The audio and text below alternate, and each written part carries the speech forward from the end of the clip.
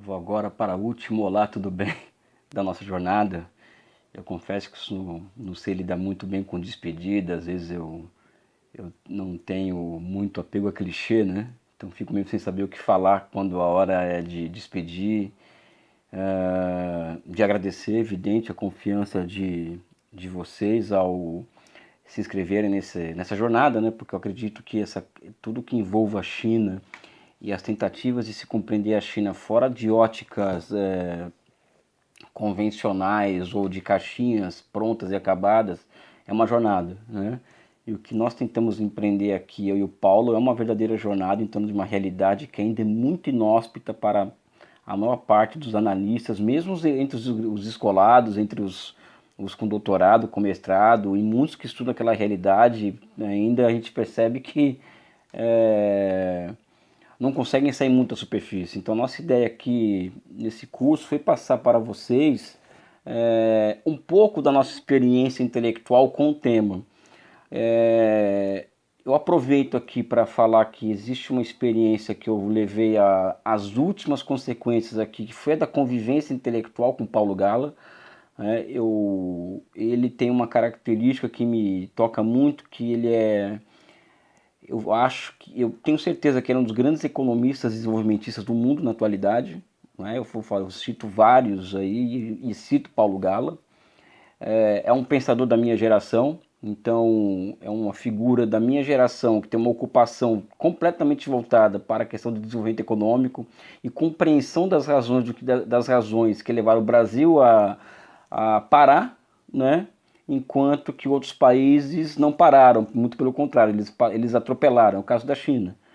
Não é? Então junto um pouco não muito, essa experiência da minha trajetória intelectual envolvendo o desenvolvimentismo ou o socialismo com características chinesas, não são conceitos que se anulam, não é? E essa experiência do Paulo com a matéria de desenvolvimento, ele não é um economista qualquer, ele, não é ele fala que sim, mas eu acho que não, né? Ele não é um cara fechado numa caixinha, né? Ele é um cara que tem eu vou usar o termo cara porque é mais íntimo, inclusive, ele é um cara que tem uma visão de processo histórico muito comum para os economistas, né? E como eu também tento ter uma visão semelhante para o estudo da China, apesar de não ser economista e ser professor de economia, também uma contradição em termos, eu também busco ter uma pegada mais de processo, de processo histórico, de visão holística, de totalidade, né? O que dá um certo, o que nos concede um certo privilégio analisar uma realidade como aquela.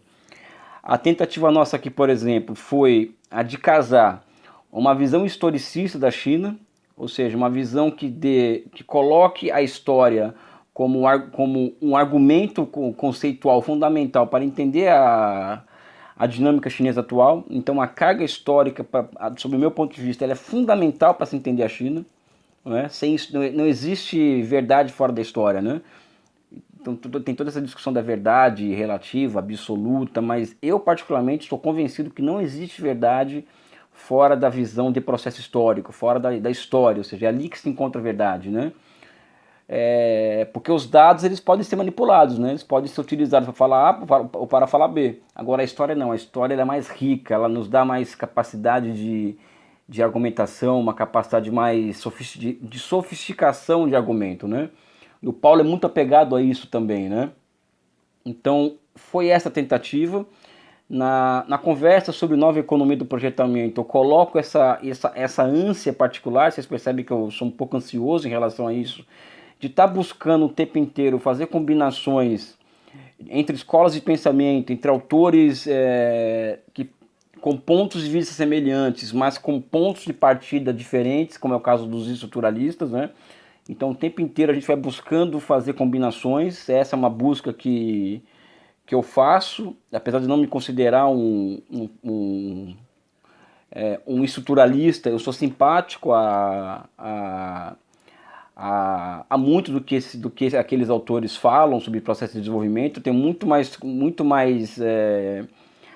eu aceito muito mais do que os nego, vamos dizer assim, trabalhar as coisas nesses termos.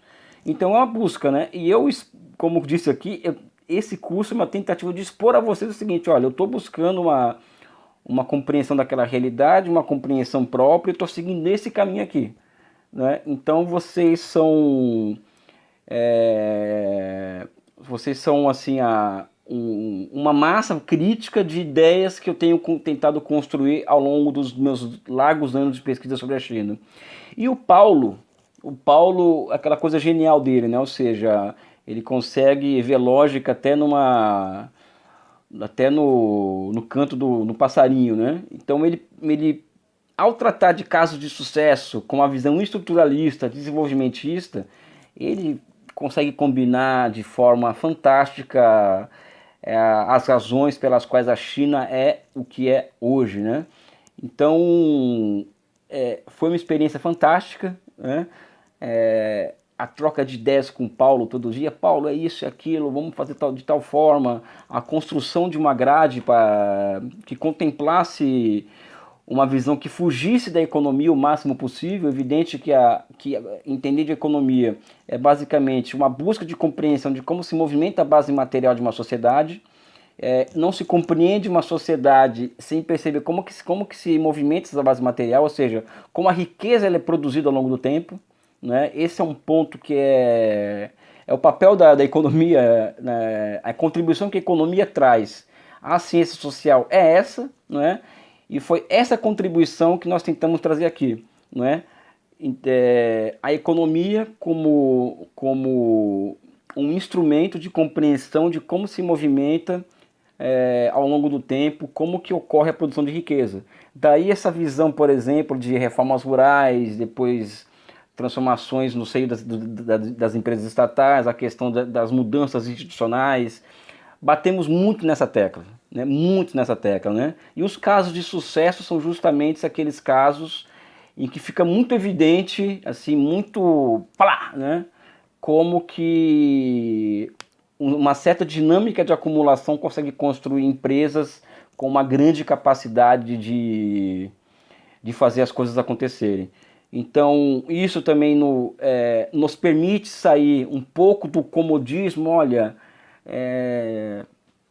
aquilo cresce porque o custo de produção é muito baixo, então nós fizemos aqui uma tentativa de trocar essa noção de custo de produção pela noção de: olha, aquilo aqui cresce porque tem um sistema financeiro de longo prazo, né?